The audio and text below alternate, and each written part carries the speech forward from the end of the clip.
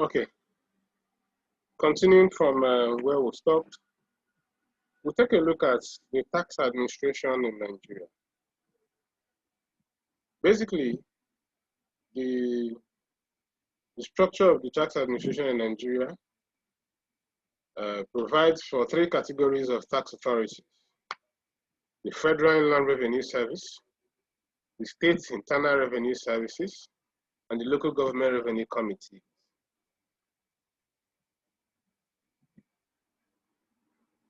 The enabling law in respect of each type of tax usually provides for the authority, or the tax authority, that is in charge of administering such tax.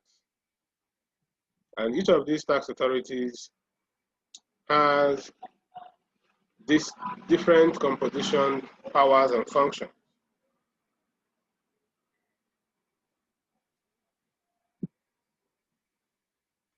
The table you can see tries to classify some of the taxes that are collected by these authorities.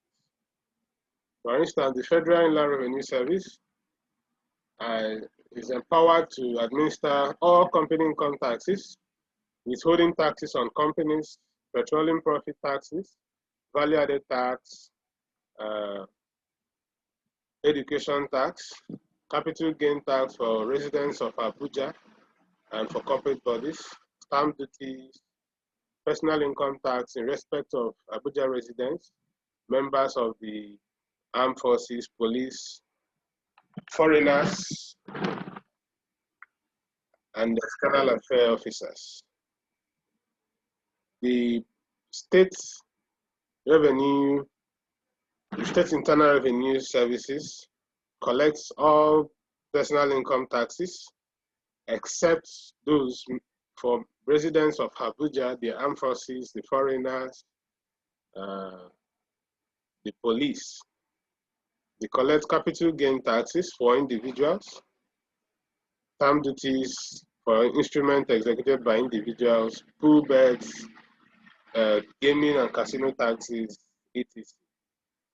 While the local government's revenue committees collect levies such as shops and kiosk rates, tenement rates, liquor license, slaughter slab, registration fees for marriages, births and deaths, street naming, and things like that. It is important to note that at each point, these different authorities may have a situation where their interests overlap. And at such cases, the authority to settle such differences rests with the Joint Tax Board.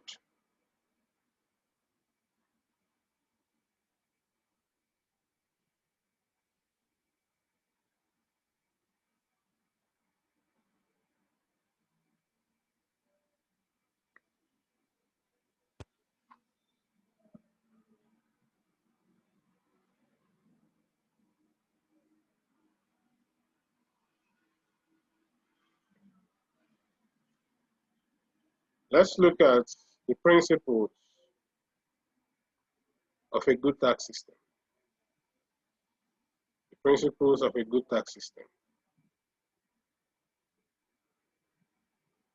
These principles, as elementary economics teaches us, was put forward by Adam Smith. First is equity. Equity. Equity is opposed to equality, as it promotes that every taxable person should be taxed according to his ability.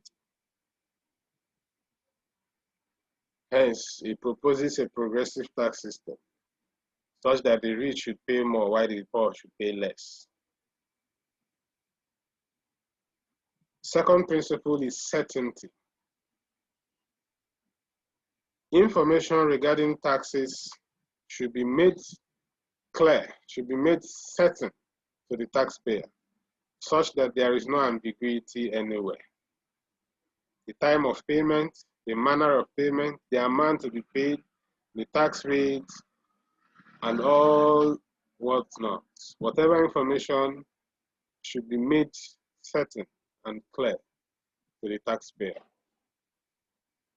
There shouldn't be any gray area with respect to taxes, such that the taxpayer knows everything he or she needs to know. He doesn't feel cheated in any way. Everything is made in a way that he understands it. 3 is convenience. The tax system should be planned in such a way that it doesn't take a toll on the taxpayer. The time of payment, the amount to be paid, the means of payment should be made in a way that it should be convenient for the taxpayer. In recent times, the Federal Inland Revenue Service and some states' internal revenue services are putting up e-payment platforms such that individuals, companies can submit tax returns online. I think as of today, people could submit VAT returns online. VAT is a monthly return. So if you have to go to the tax office every month to do that, it may become a bit of trouble. So they've provided for e-payment platform such that people can do all of this online. So tax system should be convenient. 4 is administrative efficiency. Administrative efficiency. There should be efficiency in administering taxes. There should be transparency, and it should be cost effective. The process of levying and collecting taxes must be efficient. It doesn't make economic sense that the amount put into collecting tax is higher than the tax collected. If you have to pay 100,000 to the tax collector to collect a tax of 50,000, it's as good as letting the tax go. So there should be efficiency in administering taxes. So in clear terms, it's obvious that with the multi offices of Federal Inland Revenue Services across states and regions, that the amount used in keeping those offices running is lesser than the amount generated from those offices.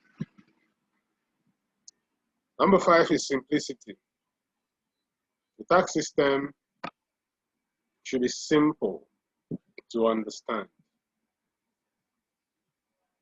It shouldn't be ambiguous. It shouldn't be flawed by a lot of jargon that the taxpayer finds it difficult to interpret and understand. Also, the system should be productive. The tax yield should be reasonable to the government. Given that tax is a major income generation means for government, the system should be productive. Lastly, the system should be flexible as well as being stable. Flexible in the sense that changes in our world should be able to be effected. Stable in the sense that it shouldn't always fluctuate all the time. It should be susceptible to changes, but these changes shouldn't come all the time, such that people don't even know what is at any point in time. For instance, at a time while the COVID lasted, the chairman of the FIRS sent out a circular extending submission of VAT returns, which usually elapses 21st month of the subsequent 21st day of the subsequent month to 30th. That's flexibility. Understanding there are changes in the world and you should flow with the trend to give some allowances for people, knowing that there was lockdown, there was restriction on movement. Some of these things needed to be brought into focus. So that flexibility was brought to play at the time.